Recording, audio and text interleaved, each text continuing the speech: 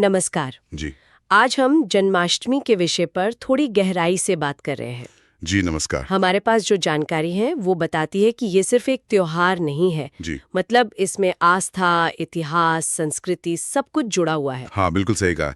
ये पर्व मूल रूप से तो श्री कृष्ण के जन्म की कहानी से जुड़ा है, लेकिन इसे मनाने के इतने अलग-अलग तरीके हैं और इसका जो संदेश है वो आज भी मुझे लगता है बहुत प्रासंगिक है। हाँ, तो चलिए, जो भी स्रोत हमारे पास हैं उनके जरिए इस विषय को थोड़ा और समझने की कोशिश करते हैं। हाँ, शुरू करते हैं बिल्कुल मूल कथा से। कृष्ण जन्म की कहानी। तो समय था भाद्रपद महीने का, कृष्ण पक्ष की अष्टमी तिथि। अंधेरी रात थी और वक्त ठीक आधी रात का। हम्म। और जगह मथुरा का वो कारागार जहां देवकी और वासुदेव कैद थे। वहां उनकी 8वीं संतान का जन्म हुआ। और देखिए, ये कोई आम जन्म नहीं था, इसके पीछे एक पूरी कहानी है। देवकी का भाई था कंस और उसे एक भविष्यवाणी पता चली थी। हाँ, कि देवकी का 8वां बेटा ही उसे मारेगा। बिल्कुल। और इसी डर से उसने अपनी बहन देवकी और जीजा वासुदेव दोनों को जेल में डाल दिया था और वो एक एक करके उनकी संतानों को जन्म होते ही मार देता था। कितना भयानक था वो। लेकिन 8वीं संतान यानी श्री कृष्ण के जन्म पर कुछ अलग हुआ। कहते हैं चमत्कार हुआ। हाँ बिल्कुल, जैसे कारागार के दरवाजे अपने आप खुल गए, पहरेदार जो थे वो सब गहरी नींद में सो गए। और वासुदेव वो नन्हे से बालक को एक टोकरी में लेकर निकल पड़े गोकुल की तरफ। यहाँ एक और अद्भुत बात हुई। रास्ते में यमुना नदी पड़ी और वो उस वक्त उफान पर थी, लेकिन कहते हैं नदी ने भी रास्ता दे दिया वासुदेव के लिए। कमाल है। ये दिखाता है कि शायद होनी को कोई टाल नहीं सकता है ना, परिस्थितियां चाहे जैसी भी हों। सही बात है। तो वासुदेव ने कृष्ण को यमुना पार ले जाकर गोकुल में नंद बाबा और यशोदा मैया के पास सुरक्षित छोड़ दिया, कंस से बचाने के लिए। और वहीं से फिर कृष्ण की बाल लीलाएं शुरू हुई। ये कथा तो हम में से ज्यादातर लोगों ने सुनी ही होगी, पर दिलचस्प बात यह है कि इसे मनाने के तरीकों में कितनी ज्यादा विविधता है ना? हाँ हाँ, बहुत ज्यादा।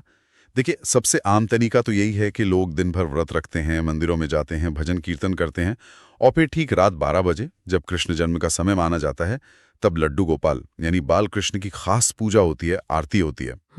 लेकिन जैसे ही आप अलग अलग इलाकों में जाएंगे, रंग बदल जाते हैं। जैसे उत्तर भारत में मथुरा, वृंदावन, वहां तो माहौल ही अलग होता होगा। अरे वहां तो पूछिए मत। खासकर वृंदावन और मथुरा में ऐसा लगता है जैसे पूरा शहर ही कृष्ण के रंग में रंगा हुआ है। जगह जगह रासलीला होती है। अच्छा, रासलीला। हाँ, जिसमें कृष्ण और गोपियों के प्रेम, उनके नृत्य, इन सबको दर्शाया जाता है। ये सिर्फ एक नाटक जैसा नहीं होता, ये भक्ति का एक गहरा रूप है। वहां की हवा में ही एक अलग बात होती है। और महाराष्ट्र की दही हांडी, वो तो पूरी दुनिया में मशहूर है। हाँ, वो तो है ही। ऊंची सी एक मटकी लटकी होती है, दही या माखन से भरी हुई, और नौजवानों की टोलियां, जिनको गोविंदा कहते हैं, हाँ, गोविंदा। वो एक के ऊपर एक चढ़कर, मतलब एक ह्यूमन पिरामिड जैसा बनाकर उस मटकी को फोड़ने की कोशिश करते हैं। देखने में तो बड़ा रोमांचक लगता है। रोमांचक तो है ही, पर जैसा हमारे स्रोत बताते हैं, इसका सिर्फ मजा ही नहीं, गहरा मतलब भी है। एक तो ये कृष्ण की माखन चोरी वाली लीलाओं की याद दिलाता है। हाँ, वो तो है। और दूसरा, ये टीम वर्क, एकता, बैलेंस बनाना और अपना लक्ष्य हासिल करने का जज्बा, इन सब का प्रतीक है। सोचिए, बिना एक दूसरे के सहारे और तालमेल के वो पिरामिड बन ही नहीं सकता, मटकी फूट ही नहीं सकती। सही कहा। मतलब उत्सव के साथ साथ एक संदेश भी छिपा है। तो अगर हम इन सब कथाओं और उत्सवों के मूल संदेश की बात करें, तो वो क्या है? श्रोतों में क्या मिलता है? देखिए, सबसे बड़ा और सीधा संदेश तो यही है कि आखिर में जीत सत्य और धर्म की ही होती है। बुराई चाहे कितनी भी ताकतवर क्यों ना दिखे, उसका अंत निश्चित है। कंस का अंत होना और धर्म की स्थापना, यही तो है कहानी का सार। बिल्कुल। पर बात सिर्फ इतनी ही नहीं है। श्री कृष्ण का पूरा जीवन ही एक तरह से प्रेरणा है। किस तरह की प्रेरणाएं? मतलब क्या खास बातें हैं? प्रेम, करुणा, भक्ति, ये सब तो हैं ही, लेकिन साथ ही अपने कर्म को, अपने धर्म को निभाने की प्रेरणा, मुश्किल हालात में भी सही रास्ते पर चलने की सीख। और भगवत गीता में जो उन्होंने उपदेश दिए हैं, वो तो आज भी जिंदगी जीने का तरीका सिखाते हैं। हाँ, वो तो है। ये दिखाता है कि आध्यात्मिकता और दुनियादारी, ये दोनों साथ साथ चल सकती हैं। अच्छा, स्रोतों में कुछ खास पूजा पाठ और उपायों का भी जिक्र मिलता है, जैसे दान करने का बड़ा महत्व बताया गया है। जी हाँ, बिल्कुल। कहते हैं इस दिन अपनी श्रद्धा और सामर्थ्य के हिसाब से दान करना बहुत शुभ होता है। खासतौर पर पीली चीजों का दान, जैसे पीले कपड़े हैं या चने की दाल, क्योंकि पीला रंग भगवान विष्णु और कृष्ण से जुड़ा माना जाता है। अच्छा। और सप्त धान्य, मतलब 7 तरह के अनाज का दान भी बहुत महत्वपूर्ण मानते हैं। ये संपन्नता और पोषण का प्रतीक है। और हाँ, गाय को चारा खिलाना, इसे भी पुण्य का काम माना गया है। और लड्डू गोपाल की सेवा का भी जिक्र है, उनका श्रृंगार करना, उन्हें नहलाना। बिल्कुल, बाल कृष्ण को बहुत प्यार से लड्डू गोपाल के रूप में पूजा जाता है। तो भक्त उनका 16 श्रृंगार करते हैं।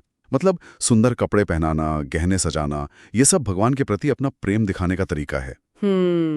फिर उन्हें पंचामृत से स्नान कराया जाता है। दूध, दही, घी, शहद, शक्कर, ये 5 चीजें पवित्र मानी जाती हैं, पोषण देने वाली। फिर उन्हें माखन मिश्री का और दूसरे अच्छे पकवानों का भोग लगाया जाता है। और वो एक जयकारा जो हर जगह सुनाई देता है, नंद के आनंद भयो, जय कन्हैया लाल की, उसे सुनते ही जैसे एकदम माहौल बदल जाता है। सच में, वो सिर्फ एक नारा नहीं है, वो सबकी मिलीजुली खुशी है, भक्ति की लहर है जो उस वक्त महसूस होती है। तो अगर हम सार देखें तो जन्माष्टमी असल में विश्वास, उत्सव और गहरे आध्यात्मिक संदेशों का एक बहुत ही अनूठा संगम है।